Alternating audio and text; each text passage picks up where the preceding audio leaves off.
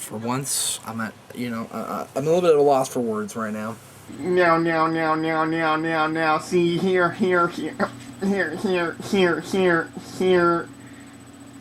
Here's the thing.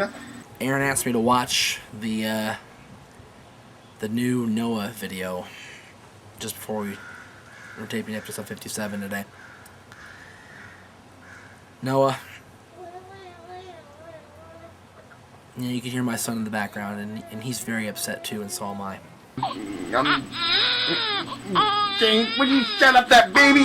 Damn it! You can make fun of me all you want. You can make fun of the fact that I like Hulk Hogan all you want. I wanna be a Hulkamaniac. Have fun with my family and friends. You guys punked me out in the storyline before, but this is as real as it gets, okay? That was just the unemployment office trying to find out where you send my check. I'm so I'm so angry. I'm on the verge of hysterical laughter. Okay, you're not gonna break me. You're not gonna punk me. I will beat you up. Okay.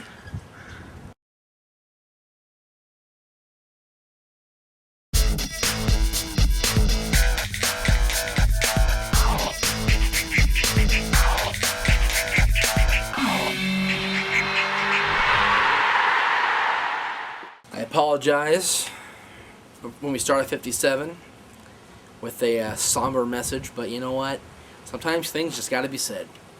Anyway, this is episode 57. I hope you enjoyed the WrestleMania prediction show 2 weeks ago.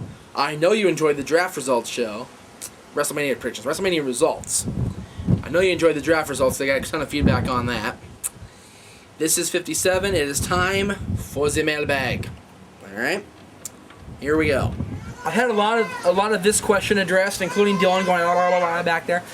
He wants to know too. Which match is better? Undertaker versus Shawn Michaels, Hell in the Cell, October 5th, 1997? Bad Blood? Or Undertaker versus Shawn Michaels, WrestleMania 25, April 5th, 2009. Historical significance-wise, I believe the Hell in a Cell match will be remembered more. It was the first Hell in the Cell. It got 5 stars from Meltzer. And the overall impact, Kane debuting, Shawn Michaels getting the world title shot, which led into Survivor Series 97. And just the overall feel of the match was historically more important. Technically, this year's match was better. Michaels versus Undertaker this year at WrestleMania was much better. In my opinion. My humble opinion. Because I am humble, as we know. I feel that this year's match was better from a technical standpoint. But here's the thing. Either way... Sorry, no, I said here's the thing again. My bad, I'm sorry. Getting all pissed off at him again, god damn it. Oh well. Anyway, historically speaking, Hell in a Cell is going to be better, but, technical standpoint, you're going to see more people talk about this year's match, because this match got like 4 3/4 or whatever it was. So both of them are very good. I don't have a pick myself. I love them both equally. But send me your feedback at the MySpace, the emails, the YouTube, on this YouTube page, whatever you want to send. Let me know your feedback on that, and we'll address it on a future show. Rizowi V1. Hey, I have a question that has been bugging me now for many years. That question is, does Vince McMahon and the WWE feel guilty over the Owen Hart incident? I don't know about you, but Owen Hart was my favorite out of all the Hart Foundation. From the 80s up until 1999, I don't remember seeing a match that I did not enjoy from the King of Hearts. He is one of 2 people I wish could have held the WWE title before they died, the other being Mr. Perfect, Kurt Hennig. Owen Hart is never mentioned in the WWE. It is like he gave his life for nothing. The new game, Legends of WrestleMania, comes out here today in Britain. This is a couple weeks ago I sent this question in. And I have looked over the roster. Apparently Owen Hart doesn't count for anything. He's never been an unlockable character on any of the SmackDown games, whereas Bret Hart is always on them. Owen Hart should be in the Hall of Fame. Although his mic skills were not the best, I disagree with that. He once said to Bret, "I kicked your leg out of your leg." But you cannot doubt any of his in-ring abilities unless you count breaking Austin's neck with a pile driver. And that was an accident. Shit happens. I read on Wikipedia that in 1999, Owen was going to get his push being known as The Game Owen Hart. Obviously, after his accident, Triple H got the gimmick. I don't know about that. I often wonder what would the WWE be like now if Owen Hart had never had the accident. Would Triple H have gotten a push so early on? Would Owen Hart now be a 13-time world champion? Would he have been a babyface or heel, though many of the memorable moments, such as the invasion? Andrew with Zoe. Wow. Thank you for the long question. I appreciate those every once in a while. When they're good. When they're good, and that was good. Yeah. That was good. Owen Hart is not mentioned on WWE television or any WWE anything except title histories because his wife said so. His wife sued the WWE back in 1999 over his death and won, and she will not allow him to be enshrined into the Hall of Fame. She will not allow him to be on the video games because you have to have his likeness, and his likeness belongs to his widow, Martha Hart. And you won't see him on any of the games. You won't see him on anything new. That's just the way it's going to be. Bret is on there because Bret Hart is Bret Hart. I'm sorry, Bret Hart's one of the best of all time. 5-time WWE champion, 2-time WCW champion, multi-time Intercontinental and Tag Team U.S. champion. One of the original Triple Crown winners after Pedro Morales and before any of those guys. Bret Hart was number 2. But yeah, Owen will not be enshrined. That's just the way it's going to be. I'm sorry if that disappoints everybody. But, that's his widow's decision, and we have to respect that. I would love to see Owen Hart be in the WWE Hall of Fame. I'd love to see Martha accept from his brother. I'd love that, but it's not going to happen. Alec Duffin. Hey, Jeff, I was wondering what your views on the crowd are and how they affect the momentum, hype, and overall quality of our broadcast. I've noticed that when the crowd is practically dead, which is a lot these days, with the obvious exception of WrestleMania, although the crowd was pretty dead a couple weeks ago, wasn't it? I seem to find myself less excited with every turn of the match. One example of the opposite being at No Way Out with the JBL HBK match. The crowd was very involved, and I found myself feeling like a part of the crowd again, like I felt back when I began watching in mid-2000, from Alec. The crowd is everything. The crowd is everything to a wrestler, to a promoter, to a company. The crowd, much like a car, makes a noise. The crowd sits in silence. The crowd is everything, and they are the gauge. They are the reaction. They are what the promoter sees or does not see as the measuring stick. And if a crowd is not liking a guy, there's got to be a reason, with the exception of John Cena for some reason. What are you doing? What are you doing? Hi. The crowd is everything. Everything. And, sorry, Noah, but the thing with the crowd is, they determine where a wrestler's going to go, or if he's going to stay at his spot, if he's going to move to a different spot, he's going to be a babyface, he's going to be a heel. It's all about the crowd reaction to a promoter, and they determine where the wrestler's going to go based on the crowd reaction one way or the other. I love this guy. Yankee Hater 808. Right on. Who's your team, by the way, Yankee Hater? Because if it's the Dodgers or the Angels, you're welcome in our home. Not so much the Dodgers, more the Angels, but What do you think of a plane flying over my head and making noise? Way up there. He's way up there, he's making that much noise. What? What are you flipping me off for? Huh? It's my opinion, it's my show. Would you like to come say your opinion on the Dodgers? Do your own show. Studio audience. Clap when you're supposed to clap. Boo when you're supposed to boo. What do you think? Okay, thank you. What do you think of TNA having a second show, kind of like an ECW, to promote talent like Doug Williams and Alex Kozlov? Then they can have Kevin Nash and Mick Foley announcing, since they both can't wrestle anymore, from Vinny.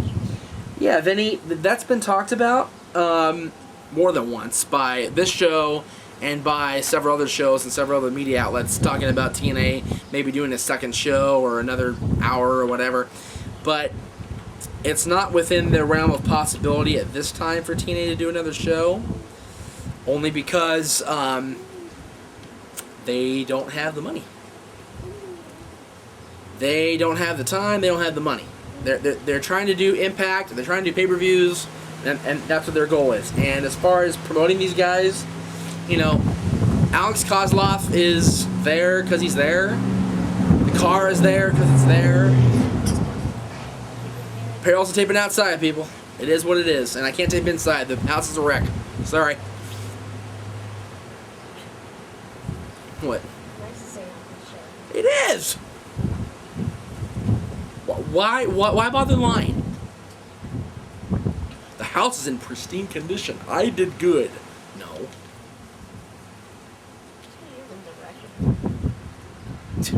Whatever. I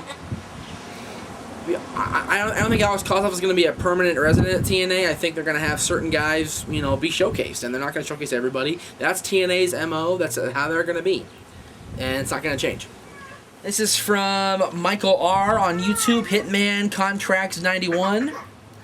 What are your thoughts on Rey Mysterio winning the Intercontinental Championship? I like it. Rey Mysterio has joined the Elite 15, Elite 16, whatever it is, of being a Triple Crown champion. He's been a World Champion, a Tag Champion, now the Intercontinental Champion. It took him, I believe, 6 years.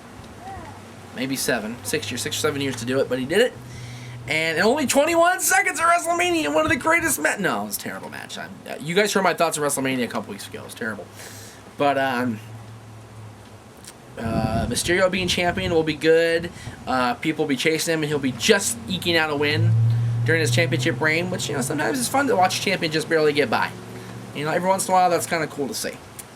So we'll see what he does down the line. Mysterio's good.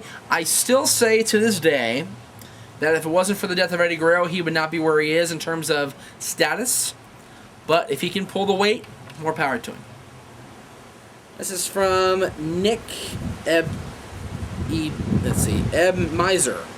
No, Ebmeyer. E-B-M-E-I-E-R. Ebmeyer. There you go.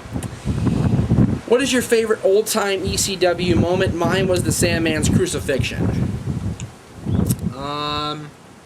Well, you gotta remember, I didn't watch too much old ECW when it was still on. I didn't watch ECW till 1999 when Taz first won the world title from Shane Douglas at Guilty as Charged. That was my first time watching ECW.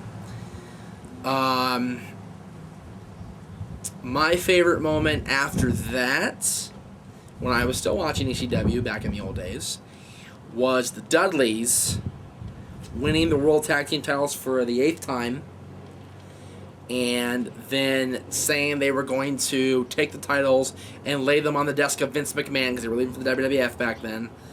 And then Tommy came out and he got beat up. And then Raven came out and DDT'd one of them, I forget which one, and pinned him.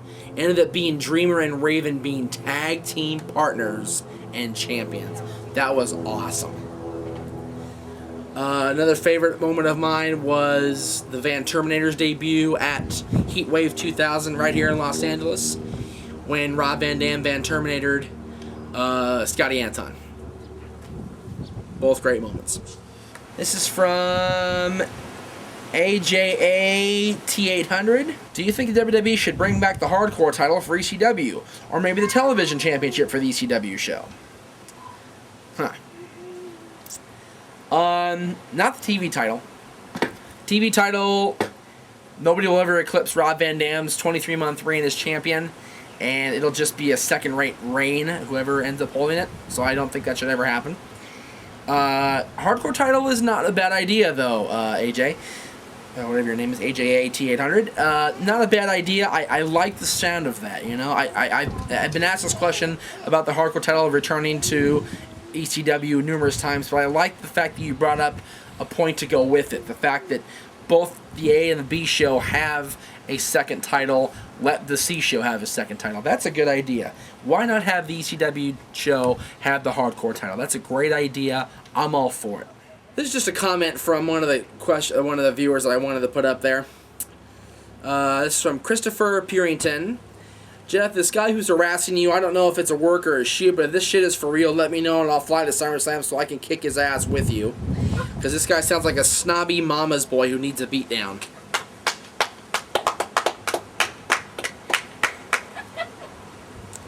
What day SummerSlam? August 26th? What day is he coming down?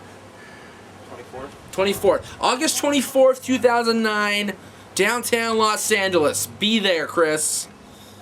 I'll gladly leave you a scrap to pick up and beat down of that snobby mama's boy who needs a beat down.